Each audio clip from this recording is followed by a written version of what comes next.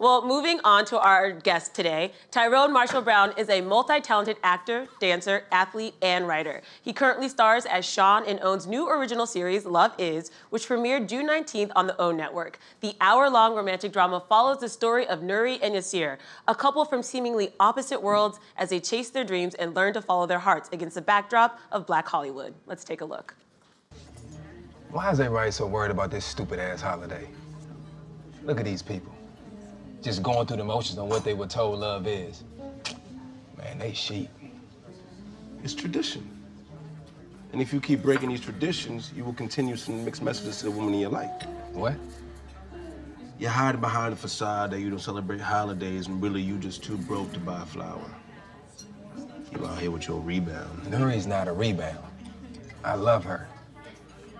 Oh, really? If it's so real, then how come I haven't met her yet? I mean, I'm your bestie. My what? Your bestie. It's a new word I'm trying out. It means best friend. I'm not your best friend. Guys don't have best friends. You either my homie or my nigga. Okay, fine, whatever. I'm just saying, in a month, I have no idea what this woman is to you. Yeah, but you met her. No, I didn't. But you seen her. Barely. Where? What do you want me to do? Well, nothing, man. That's like you not getting to meet Mia. Don't do that, man. Don't. That ain't the same, Sean. Don't do that. How? Noah's your baby, right?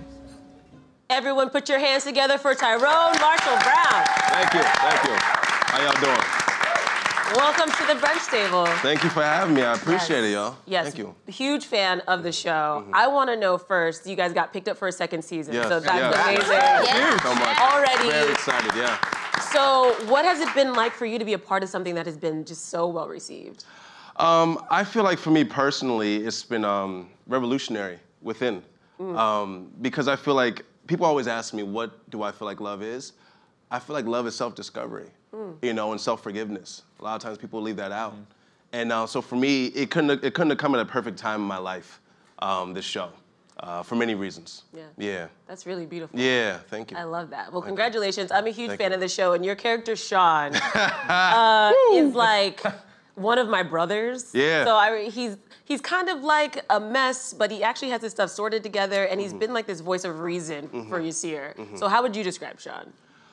Sean is a man with many ambitions. Doesn't really have the backbone to follow through with any of them, unfortunately. So it's kind of a tragic story, I feel like, for him.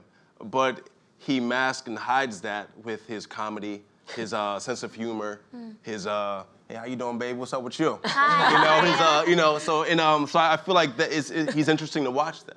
Yeah, he is. Yeah. And he offers good advice. That's the thing. does. Like, he's not always following the advice, but the things he says to Yasir really help kind of guide him. And we all have that friend. Yeah. You know, we all have that friend. I think you guys all have that friend that offers some great advice, but, you know, when the next week comes, you're like, my man, hey, did you tell me to do this? What is you doing right now in the club turning up when you know you don't have no money to turn up, you know?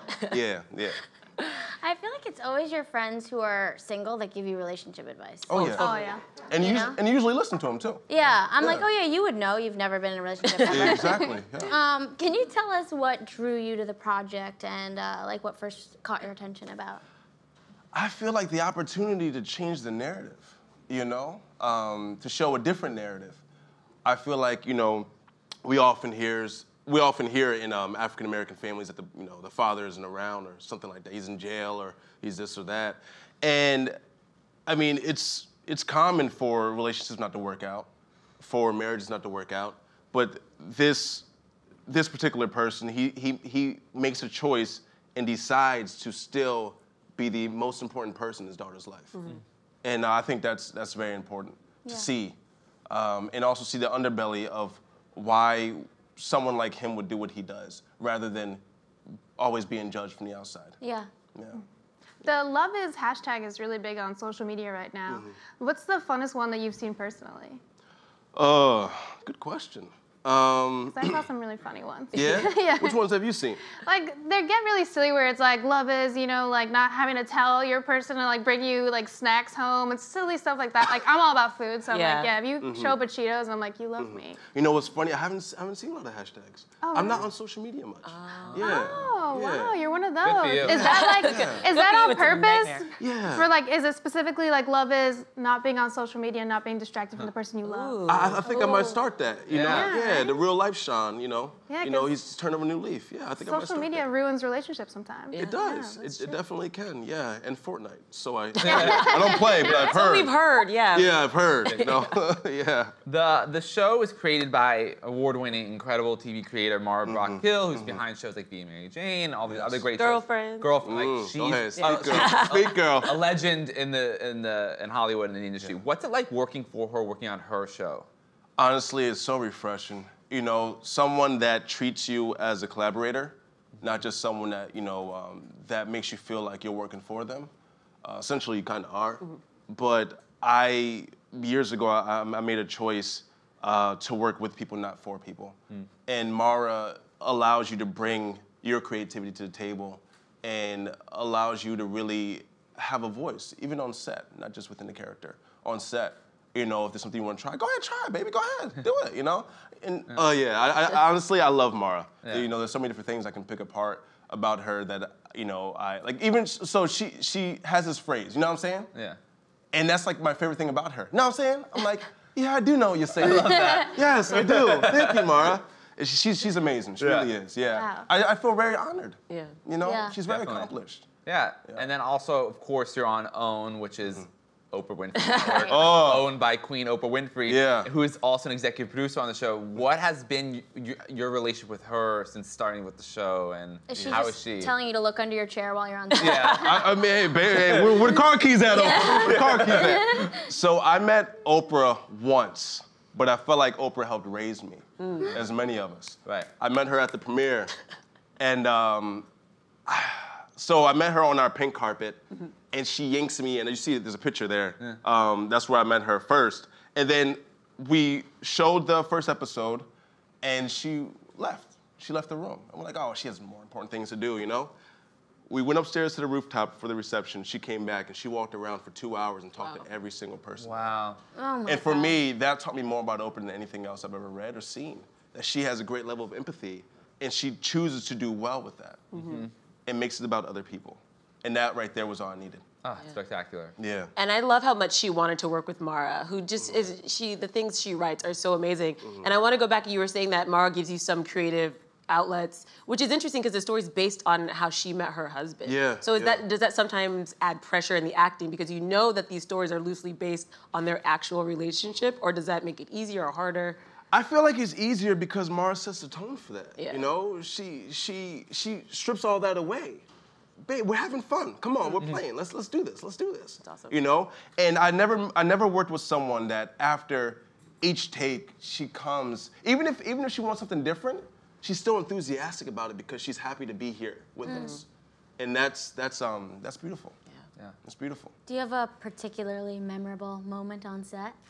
I mean, I'm not sure if you guys have seen the episode where I'm running have. to the toilet and stuff. I mean, that's quite interesting. And once I get on the toilet, there's some owls staring at me. You know? That's probably my favorite so far, I Okay. think. Yeah. The best is that it was somebody else's house. Exactly. Yeah, Oh my God, he was exactly. like taking a poop in somebody else's Yeah. house. It was just like a... So looking from the outside, it's like, is he breaking in? You know, but he's it was interesting. It was a fun day to shoot, I'll tell you that. Yeah. Yeah. I also can't let you go without talking about the setting, which is the 90s. And the music in this show, the soundtrack is so on point. Yeah. So do you guys ever just like get vibing on set? Like do you get to listen to the 90s music to like get in character? To be honest with you, I think that's more of a personal thing, if you want Okay. to do that in your trailer. Yeah. And there have been some times where we jammed out, you know, on a base camp and inside of our trailer. Yeah. And the 90s music was just revolutionary, Yeah. you know? It was a time for hope. And the lyrics, you know, you know, they're much different now. Yeah. You never know what you're going to get when you pop on one of these songs now, but back in the day, it was so sensual and, You know, it's just like you demanded that love. It's like, baby, come here. You know, boys are there, they talk slow in the beginning and stuff. It's like, you know what I mean? Hey, see, hey, get a paramedics, please. Where the paramedics at? You know what I'm saying? So, yeah, it's just, yeah, it's always fun to go back there and do that right before you go up on, you know, to set. Yeah. Tell us some of your favorite jams. Ooh. Oh, Now man. I'm curious when you gave him the baby, come here. I love Ready. I love Ready. I mean, I'm not gonna sing it for you. Okay. I'm waiting. I was like waiting. I was waiting. You're ready. That's my jam right there. You know? Isley? What's Is that that? Ron Isley? I forget now. You got me on the Yeah, spot. Hold okay, on. sorry. I think it's Ron It might Isley. be. I think It it's might Isley. be. I think Yeah, it's yeah. I mean, I just know the song and I've used it a few times. You know, that's all I gotta say for Sean. I mean, there's so many songs, you know. You got TLC. Yeah. Lauren Hill, X Factor. oh my I remember when they God. played that. I literally almost started crying in the episode. Yeah, it was There's good. so many to choose from. That's so good. Yeah. What about you? I don't want to talk about it. All right. Hey, you know what other stuff? Let's get another pill. Hold on. You know? I don't know. I can't. The 90s? What is your favorite 90s stuff? I would say I love early 90s Michael Jackson. Love Remember the Time. Yes. And then, of course, there's Janet Rhythm Nation, which yes. is, that whole album is unbelievable. So the Jacksons kind of get me early 90s stuff. I love that. Totally. Yeah, I'm kicking myself in the butt because I went over to Randall's Island recently, Panorama. Oh. And my girl loves SZA. You know, so we were there for that, and Janet was right after. Oh, I had a headache, I was tired, whatever. I don't know how I allowed myself to leave before I saw Janet Jackson perform live. I know. Yeah, was I Janet would have cured thinking? that headache. She's amazing. Killing She it. comes back out of nowhere, and I just watch her dancing is almost as good as what she was doing Rhythm Nation. Like unbelievable. And then Mara texted me because she knew I was there. We talked about Yeah. it. She goes, "Did you stay for Janet?" I was like, "No, I didn't stay for Janet. No, I would have." But I wanted to go so bad. Yeah. Oh yeah. Yeah, You didn't make it. I didn't No. go. Next time though. Next I know. time. I never plan ahead at concerts. Well, besides acting, you were also a dancer, a writer, and also, which I love reading, you were an athlete. Yeah. So, which I think is so interesting. When did you choose to kind of focus all your attention to acting and kind of maybe leave the athletes part behind? Specifically, when I was a senior in high school and I was getting recruited by a few schools. No one big, but a few schools. And I was sitting in my in the meeting, and the coaches were giving their spiel. And I remember watching, looking at the coach and looking right in the eye, but not hearing a word he was saying because all I was thinking about was different movies I saw, like Denzel in or something like that, and thinking, man, I know there's something inside of me that wants to come out and give voice to these characters, and that was it, And then also, one of my English teachers told me to be realistic when I chose acting as a profession for my career project. And I was like, well, thank you. You just gave me the green light. I'm being an actor now. Yeah, so. That's great. Yeah, those were it, I think, for me. But do you feel like being an athlete prepared you for kind of this career as an actor at all? Like the dedication it took? Maybe? Yeah, I feel like in a way, because as an athlete, you work out in the weight room, you have practice, you do drills and stuff. So when it comes game time, you leave that there and you just be. And I feel like the same thing as an actor, you go to the weight room, you're in your room by yourself, you're thinking about things from your past, things now, someone you saw on the street, you're using them and stuff. And when you're there, though, you're with your partner, just making eye contact with that person, and you just, you're there, you're in the moment, and you leave the weights in the weight room. Yeah. Totally. Yeah. And this role you have now is a little dramatic, but mainly comedic. Is there one that appeals to you more, drama versus comedy? Drama. Yeah. I love drama.